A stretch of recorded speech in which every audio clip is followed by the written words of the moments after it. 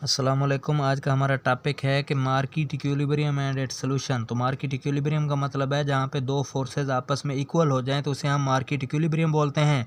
तो मार्केट में दो फोर्सेस कौन सी होती हैं? वो डिमांड होती है और वो सप्लाई होती है। जब डिमांड और सप्लाई आपस में बराबर हो जाएँ तो वो मार्केट इक्विलिब्रियम बन जाता है। जबकि हमें पता है कि डिमांड का और प्राइस का आपस में नेगेटिव ताल्लुक होता है, सप्लाई का और प्राइस का आपस में पॉजिटिव ताल्लुक होता है। तो ये है मार्केट इक्विलिब्रियम। फिर हमें डिमांड एक इक्वेशन हमने बनाई, Q D is equal to A minus B P, और ये क्वांटिटी सप्लाई की इक्वेशन है। जब हम इन दोनों को आपस में बराबर करेंगे तो वहाँ पे हमारे पास क्या आ जाएगी?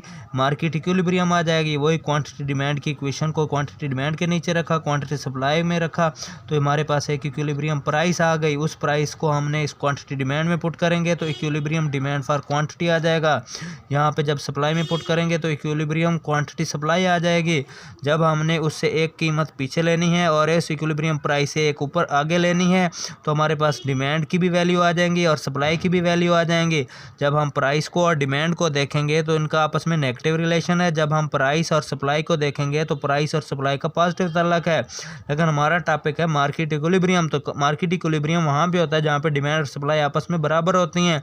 तो ये 2 इक्विलिब्रियम प्राइस है, ये 15 और ये क्या है? इक्विलिब्रियम क्वांटिटी है। जब हम इनको डेटे में पुट करते हैं तो एक्स एक्सेस पे क्वांटिटी डिमांड और क्वांटिटी सप्लाई लेते हैं, वाई एक्सेस पे प्राइस लेते हैं। तो डिमांड कर्व नेगेटिव होता है, सप्लाई कर्व पॉजिटिव होता है। दोनों एक दूसरे को कट करेंगे वो हमारा इक्विलिब्रियम पॉइंट होगा। ये हमारी इक्विलिब्रियम प्राइस है, ये हमारी इक्विलिब्रियम क्वांटिटी है। तो ये हमारा आज का टॉपिक था कि market equilibrium and it's solution.